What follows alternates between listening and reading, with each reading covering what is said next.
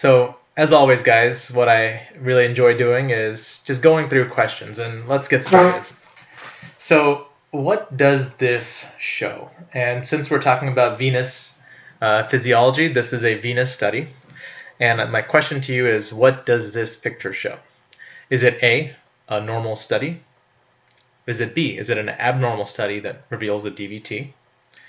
Is it C, it's a normal study which shows a chronic DVT? Or D, it's an abnormal study representing someone with proximal obstruction? So let's just take a second and think about this.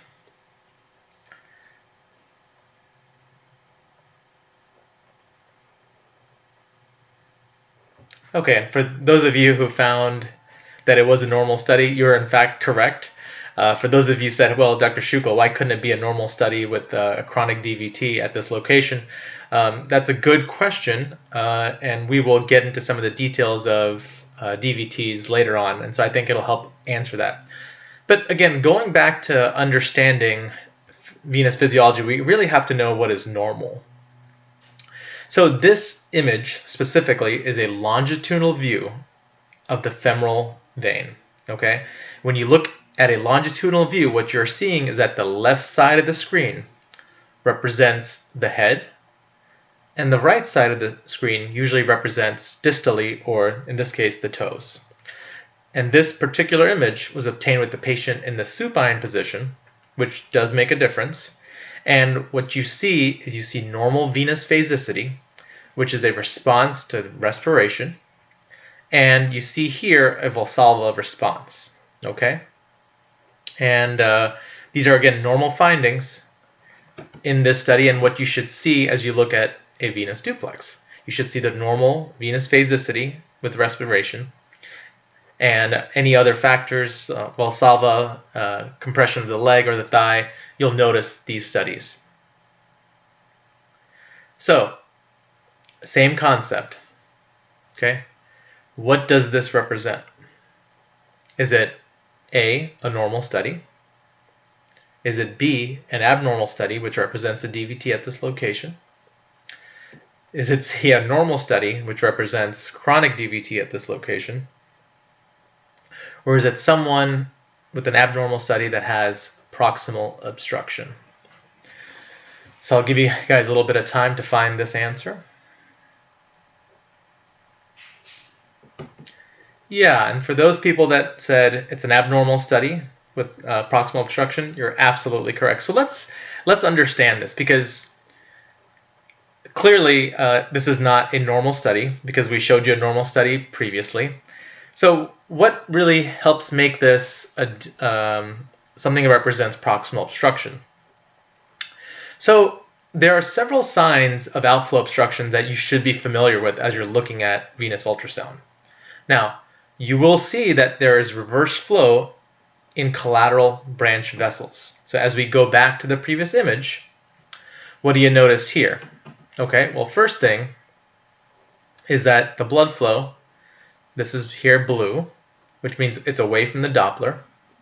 So the blood's moving this direction, so it's going in this. But the first thing you see that's kind of obvious on the color flow is that you see a reversal flow, which basically means blood's going from here up and then now moving in this direction. So that should give you a hint that, hey, this is not necessarily a normal finding in someone's common femoral vein. When have you seen a large collateral like this? So maybe there's something going on a little bit more proximally. Another sign is if you actually end up looking more proximally, you will see that there is, unlike a normal system where you have the artery and the vein, sometimes you'll see the artery, but you won't really see the vein. So an inability to visualize the proximal vein obviously is a very obvious sign of outflow obstruction. Finally, the one thing that really sets this apart is the fact that you have continuous flow here, okay? Now notice it's all continuous flow towards the heart. So ask yourself why that is. Well, if you do have obstruction proximally, you're always going to need the entire cardiac cycle to bring blood flow back to the heart through collaterals. So we're just going to throw out random variables. So let's say that you get a liter down in the leg a minute. Now, to get that liter back, normally during respiratory variation, you'll have some moments in a normal patient where you'll have more blood flow coming back and then less as intra-abdominal or intrathoracic pressure increases. But with the proximal obstruction, you're going to need the entire cardiac cycle to send blood flow back to the heart. And that's a good, easy way to remember the fact that someone with a proximal obstruction does have continuous flow in their veins. So let's move on. Okay? So take a look at this particular image. Okay? We see some of the respiratory variation, but I have a very specific question for you. Which direction is the blood moving? So again, this is a venous study. Which direction is the blood moving? And I'll give you guys about 5-10 seconds to figure this out.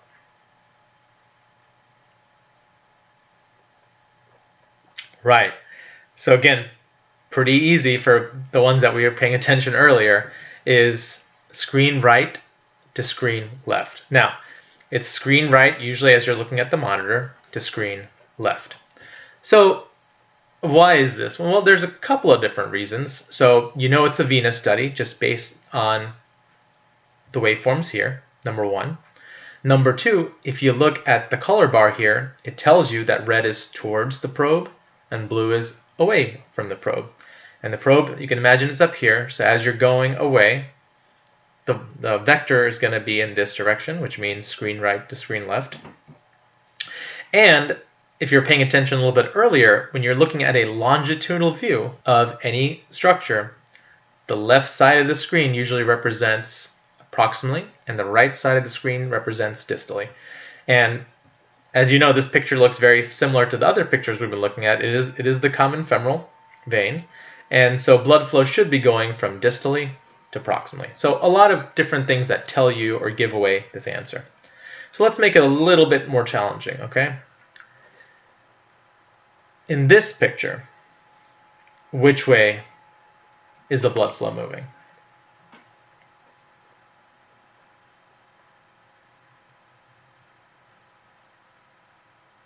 This is a different picture than the previous one, but which way is the blood flow moving? Right, and so for those of you who picked screen right to left, again, you're right. It's not a trick question, but a lot of the times when you focus solely on the color bar, you will get a little confused when you find a picture without color flow in the spectrum. Now, there's many different things to kind of wrap your head around as you look at this picture, but let's just simply look at the sample volume. So it's right here, and this is the sample volume, and this is the waveform represented by that sample volume. What you will see is that on the color bar, the negative indicator represents blood flow moving away from the probe. And in this situation, it would represent blood flow from the right to the left. Now, then as you look at the Doppler waveform, you see that most of the blood flow is in fact negative, especially in the velocities. So you can deduce that yes, in fact, if the settings were adjusted a little bit better, that you would indeed see blue coloration in this vessel. And so this is, again, really, really important to know. And you always have to look at the other things that are present on these images to get a better understanding of how to read the venous physiology. So again, you see some of the respiratory stuff, but now I have another question for you. Okay, so what does this represent? And this arrow points to this blip right here. Okay, so is this calf compression? Is this a venous emboli? Is this a Valsalva maneuver? Or is this someone having thigh compression? So think about the things we've talked about a little earlier, and this is a little bit of a new concept. So what does that blip really represent? Yeah, and so for those of you who figured out it was a Valsalva maneuver, you're 100% correct. And so let's really break this down so we can better understand what's going on. Now, when you Valsalva, what are you doing? And if you're sitting in front of me right now, do one yourself. You're increasing your intrathoracic volume by taking a deep breath. You're squeezing down on your abdominal musculature, and what's that doing to the intra-abdominal pressure? It's increasing it. Well, with an increased intra-abdominal pressure, what is that going to do to the venous return in the legs? It's going to decrease it. Exactly. So what you're seeing here is as the Valsalva occurs, you actually see blood flow very shortly in the opposite direction. So what does that mean? So blood flow is normally moving towards from right to left, but for that brief moment, what happens? Well, you increase the intra-abdominal pressure and blood flow wants to go backwards. And does it? No. And we will talk about why that is in a second, but this is that representation. This represents the Valsalva maneuver. Now, let's differentiate this from some of the other answers that were presented. So, this is an image of the great saphenous vein on the right side. Now, when you augment things in the leg, okay, so augmentation of the calf, what happens to the blood flow? As you squeeze distally, again, right to left, proximal, distal, blood flow is going to move from screen right to screen left, okay? And how is that represented? Well, look, you see it here. You see a burst, increased velocity going in the negative direction, in which this case, if the color bar was here, blue would be away from the probe. And that's what you see right here. But what is really happening? Well, the valves, which as you know are one-way valves, are opening up and allows the blood flow to go back to the heart. Now, but in that instance at the end, you do have a little bit of recoil, which you see blood flow going back in the opposite direction. These valves shut, and the blood flow in the vein is temporarily stopped. So very interesting concept that you can actually see as you're looking at these venous duplexes. Now, as you look at pathology, these concepts become very, very obvious. So it's again the left great saphenous vein, and this represents reflux, which is very, very obvious to the people who have seen it before. But for those of you who have not seen it, this study is usually done with a patient in some form of standing position or in a dependent position where they have the portion of the legs a little bit lower than their heart. And what do you think happens here? And we've seen this similar pattern before. Yeah, someone's actually squeezed their calf. So you see blood flow going towards the heart. And then as that recoil would normally happen and the valves would shut, with incompetent valves, what do you see? You see a prolonged period where the blood is moving in the opposite direction. And normally this is what represents reflux. And we see the representation of that, blood flow moving in the wrong direction. And for the people that know, 4 seconds is essentially definitive. And normally we're only looking at about half a second to a second to note a significant reflux. Okay, so again, a lot of concepts coming into play. The longitudinal view of a vessel, and they tell you what the vessel is. So you know the heart's on the left side, the feet are on the right side. You're paying attention to the color bar here. Red is towards the probe, blue is away from the probe. And then as you correlate that with the things we've seen down in the Doppler waveform, it really makes sense. It really tells you exactly what's going on inside the vessel. And this is what I find so beautiful about looking at ultrasound. It really is a great tool to look at the physiology of what's going on inside a blood vessel. Now, again, testing a little bit more of the basic concepts. Which groin are we looking at? Very simple question. Which groin are we looking at? And I'll help you a little bit more. This picture on the left-hand side here represents a non-compressed view. And the picture on the right side represents a compressed view. So take a second. Are we looking at the right groin or are we looking at the left groin? Yeah, and so don't confuse yourself too much. We are indeed looking at the left groin. Now, this covers a lot of concepts, though simple, but can sometimes confuse people. The first concept is the orientation of the artery and vein from the right and left groin. So, as you recall from anatomy, the vein is always medial and the artery is a little bit lateral to the vein. That's the first thing. The second thing is when you have the ultrasound in a transverse view in any part of the body, the left side of the screen always represents the patient's right side. So for those of you who've heard this for the first time, I'll repeat it. The left side of the screen in a transverse view represents the patient's right side. So with that noted, this is why we're looking at the left groin, because the vein, which when you compress it, and it does not have a DVT, disappears, and what you're left is with the artery right here. And this can only be possible if you're looking at the left groin. Now, what if we're looking at the right groin? Well, the Mickey Mouse ears would be on the right side and the artery would be over here.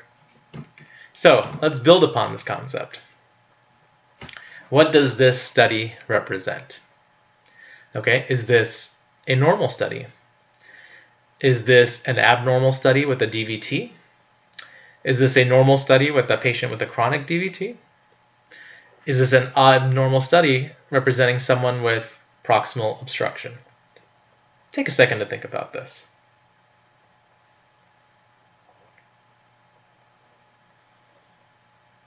So again, pretty obvious. For the people that know, you know you're looking at the left groin for the very same reasons. The artery doesn't compress as much as the vein here. And in fact, this does represent an abnormal study with a DVT. The normal study with the chronic DVT wouldn't really make sense here again. But let's talk about that in the next slide here. But all you can really tell from this particular image is that the study is not normal because the vein would in fact compress totally. And because of the lack of compression, these are one of the findings you get with a deep vein thrombosis. So these are certain characteristics that we talk about and how you differentiate between acute and chronic. And many times it's very, very difficult to find out if it is an acute or chronic, and usually the history of the patient helps you determine this. There can be some age indeterminate DVTs, and I think, again, talking to the patient, finding out the onset of symptoms, and as well as looking at some of these findings does help you differentiate between the two. But I've left off some of the concepts of what they represent. So an anechoic or hypoechoic thrombus, that's homogeneous, poorly attached or floating with smooth borders. And usually if the vein, as you look at it under B mode, has an increased vein diameter with very, very small collaterals, usually represents an acute DVT. Now, let's just think about this for a second. Does all of this make sense? With a fresh clot, and if anyone's seen it ex vivo when you're doing a thrombectomy, you know that it's very soft. It's pretty much homogeneous because there's not a lot of other scarring that's occurred into it, which is why you can pull it out. And the fact that it's poorly attached, the borders are in fact smooth. And because it is a fresh thrombus, usually the vein itself does dilate because there is increased volume in that particular location. Why are the collaterals small? Well, because it's acute, the collaterals haven't had a chance to develop to augment some of the blood flow leaving the leg. So this is why all this makes sense. And it's for the same reasons why the other findings you see with the chronic DVT make sense. It's brightly echogenic. Why? Because it's been there for a while. There's a chance for inflammatory cells to come in and play a role in scarring some of it down, which is why you also get a heterogeneous appearance of the clot. It is well attached because of the inflammation. The irregular borders can represent several things, sometimes recanalization. Why are the veins small and contracted? Well, when blood flow is not being used in that one location, the vein does over time contract. And as a result, you will see large collaterals that have developed to augment the blood flow leaving the body. So these are things that, as you look at the patient's history and you look at multiple pictures of these veins, you will start getting a feel of, yes, this is an acute thrombus, or no, this appears to be much more chronic in nature. So let's look at a patient example here. So you have a 74-year-old female patient with an ulcer, and your amazing tech does an ultrasound and finds that there is a distal calf perforator.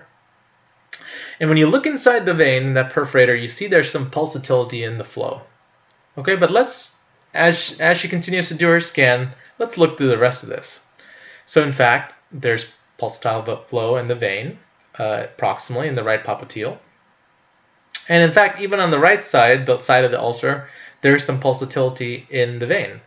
Now here's a key thing in this patient. You also have pulsatile flow in the left side.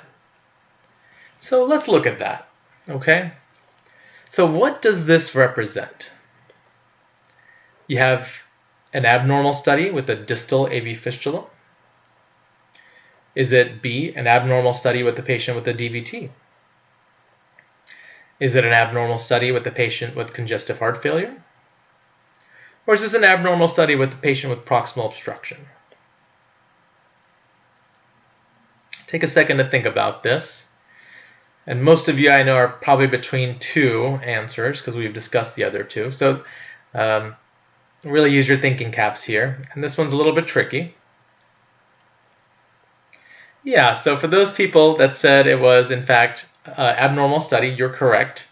So way to identify that, number one. And number two, it is represent a patient with congestive heart failure. So a lot of you guys are thinking, well, why not distal AVF? And number one, it wouldn't be bilateral and wouldn't be so symmetric as a clinical answer to this question. But let's look at the actual waveforms. So specifically, when you think about congestive heart failure, if you imagine that the venous return to the heart is essentially a cylinder, a column of volume or blood, in congestive heart failure, your volume is usually increased, and therefore the veins expand and usually gets to its maximum capacity. As you guys remember some of these curves, that the venous volume is also up, and so is the pressure, okay? And it's with this increase in volume and pressure that when you don't really have room for the vein to expand anymore, every heartbeat is actually transmitted back down into waveform into the legs. So isn't that something beautiful you see? You actually see pulsatility of the vein in the right lower extremity, left upper lower extremity, and if you laid the patient supine, you could probably see it in the other extremities as well. So again, this says so much about the physiology, and again, you can see that in a simple venous ultrasound. So let's understand this for a second. Let's assume that this was in fact a arterial venous fistula, okay? Well, what would happen if you had a distal fistula on this side?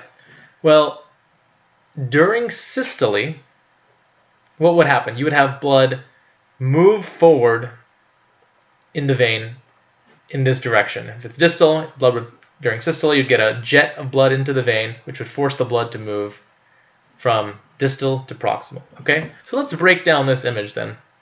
So most of the blood flow here you can see is negative, which if you look at the color bar, negative represents blood flow moving away from the probe, and that's from a screen right to screen left. During systole, you would expect there to be a jet more in the negative direction. But in fact, what you see is just the opposite. During systole, you see some blood flow moving in the opposite direction. So how is that really possible? Well, this is essentially the transmitted wave from the heart in a patient that clearly has congestive heart failure or sudden volume overload. So this is how you can differentiate the two. But again, a very cool picture. The increased pulsatility does represent congestive heart failure here. I hope this is it's been a very simple learning tool, but I hope you guys now understand a lot of concepts about the laterality, how you look at longitudinal versus transverse view of the ultrasound, really understanding the color bar and how the blood flow is moving, and then specifically looking at the waveform to see what is normal, what's not normal. Okay guys, thank you very much. Have a good one.